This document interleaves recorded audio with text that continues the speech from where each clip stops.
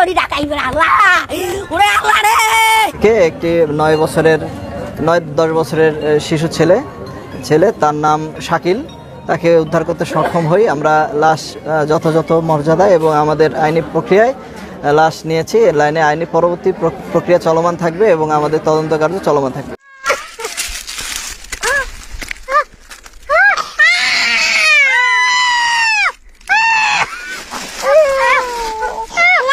আসসালামু আলাইকুম সুপ্রিয় দর্শক শ্রোতা, শুরু থেকে ছোট্ট ভিডিও ক্লিপের অংশ বিশেষ দেখেছেন। তার দূর সম্পর্কে মামা ছিল, এই বাচ্চাটার দূর সম্পর্কের মামা ছিল। তার মামার সাথে চকলেট কেনার জন্য দোকানে গেছিল, চকলেট কেনার লোভ দেখাইছিল, আইসক্রিম কেনার লোভ দেখাইছিল। সেই লোভ দেখানোর কথা বলে দোকানে নিয়ে যায়। দোকানটা একটু বাড়ির থেকে একটু দূরে। সেই দোকানে থেকে চকলেট আইসক্রিম কিনে দিয়ে আসার সময় এই বাচ্চাটাকে অপহরণ করে।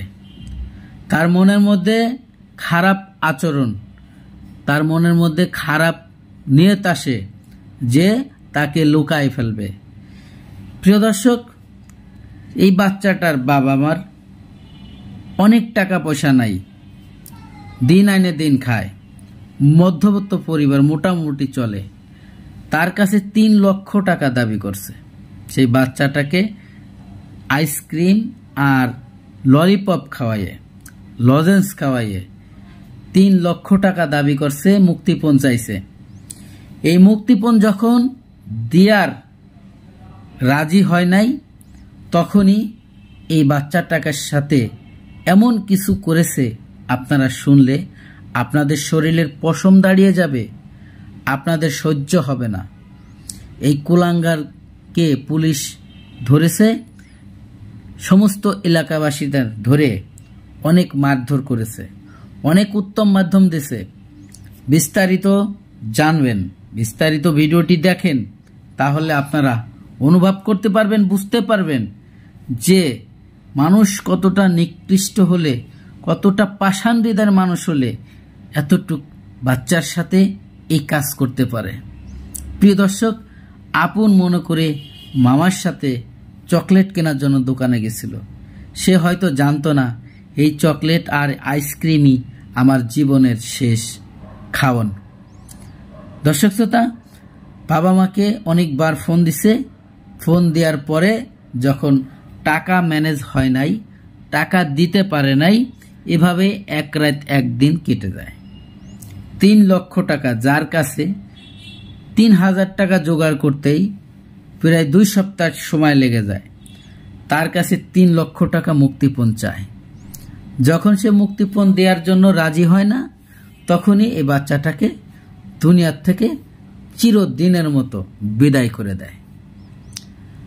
বিদায় করে দিয়ে লুকানোর চেষ্টা করেছিল।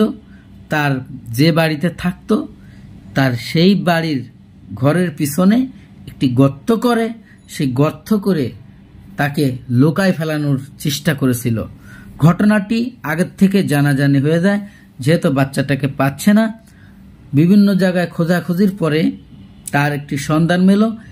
এদিকে পুলিশ প্রশাসন খুঁজতেছে, এলাকাবাসীরা খুঁজতেছে এবং সাথে আমাদের বাংলাদেশ সেনাবাহিনী এসেছে। দর্শক শ্রোতা, ভিডিওতে আপনারা দেখেছেন এই ধরনের কুলাঙ্গারদের বিচার কি হওয়া উচিত। আপনারা কমেন্টে জানা যাবেন, আপনাদের মূল্যবান মতামত কমেন্ট করে জানাবেন এই ধরনের কুলাঙ্গারদের কি বিচার হওয়া উচিত।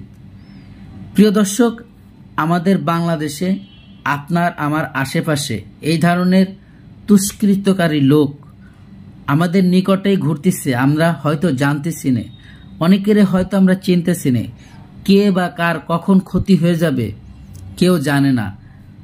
অতএব সবাই সবার জায়গা থেকে সে সতর্ক হয়ে যাবেন।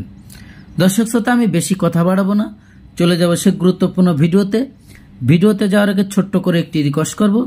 আপনি যদি আমার চ্যানেলে নতুন বন্ধু হয়ে থাকেন, ভালো লাগলে চ্যানেলটিকে সাবস্ক্রাইব করে রাখবেন আর ভিডিওগুলো শেয়ার করে দিবেন, বন্ধুদেরকে দেখার সুযোগ করে দেবেন।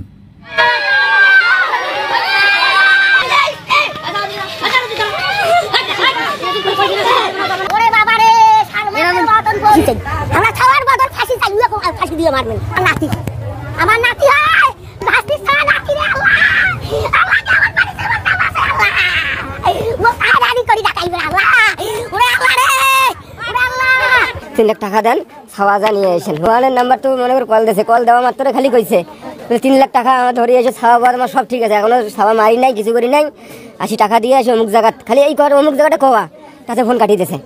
আর এত চেষ্টা করি ফোন দেওয়ার, ভাইও তেমন টেস্ট করছে আর একটা ফোন যায় না। যারা মারছে আসামি তার বাইরের পেছনে কবর থেকে পাইলাম, টয়লেটের বাথরুমের তল থেকে। যারা আমার ভাগ্নে মারছে ওদের ফাঁসিয়ে আমি চাই। কাল থেকে তো বলাটা নেখোঁজ, একটা দেড়টার পর থেকে নেখোঁজ হওয়ার পর মাগরিব পর্যন্ত খোঁজাখুঁজি করছে, পায় নাই।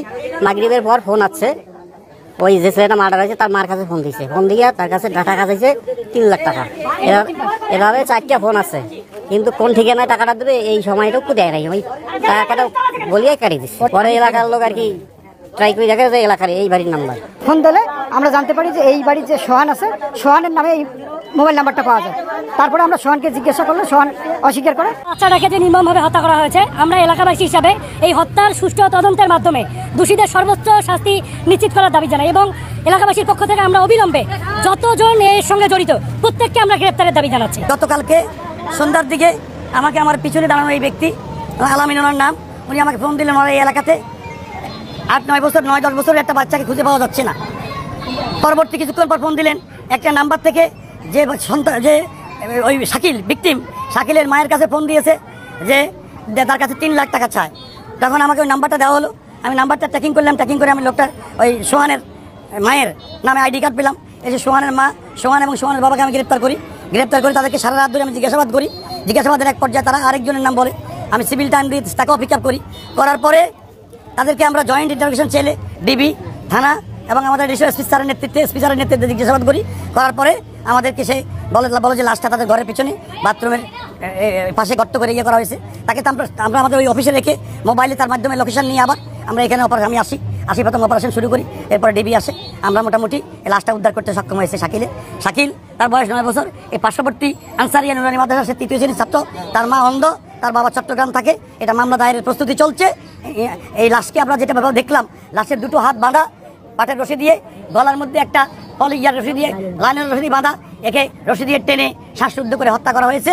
এটা তাকে হত্যা করে লাশ গুম করার জন্য, আলামত গায়েব করার জন্য এই কাজ করা হয়েছে। মোসাম্মদ জয়নব উনি আমাদের থানায় এসে অভিযোগ করেন যে ওনার ছেলেকে খুঁজে পাওয়া যাচ্ছে না এবং মুক্তিপণ দাবি করা হয়েছে। এই কিভাবে দাবি করা হয়েছে জানতে চাইলে তিনি জানান ফোনের মাধ্যমে দাবি করা হয়েছে প্রায় 3 লক্ষ টাকা মুক্তিপণ দাবি করা হয়েছে ওনার ছেলে উদ্ধারের জন্য। বিষয়টা নিয়ে আমরা রাতে কাজ করা শুরু করি এবং রাতে কাজ করার কারণে আমরা শনাক্ত করতে সম্ভব হয়ে যায় কারা এই কাজটা করতে পারে। তাদের আমরা জিজ্ঞাসাবাদ করি, জিজ্ঞাসাবাদ করার মাধ্যমে তাদের দেওয়া তথ্যের সূত্রের ভিত্তিতে গোকুন্ডা ইউনিয়নের রতিপুর ফকিরটারি গ্রামে এখানে আমরা যাকে আমরা জিজ্ঞাসাবাদ করেছিলাম তার বাসার পিছনে সেপটিক ট্যাঙ্কে, নতুন তৈরি করা সেপটিক ট্যাঙ্কের গর্তের প্রায় 5 ফিট নিচে থেকে একটি 9-10 বছরের শিশু ছেলে তার নাম শাকিল, তাকে উদ্ধার করতে সক্ষম হই। আমরা লাশ যথাযথ মর্যাদা এবং আমাদের আইনি প্রক্রিয়ায় লাশ নিয়েছি। লাইনে আইনি পরবর্তী প্রক্রিয়া চলমান থাকবে এবং আমাদের তদন্ত কার্য চলমান থাকবে।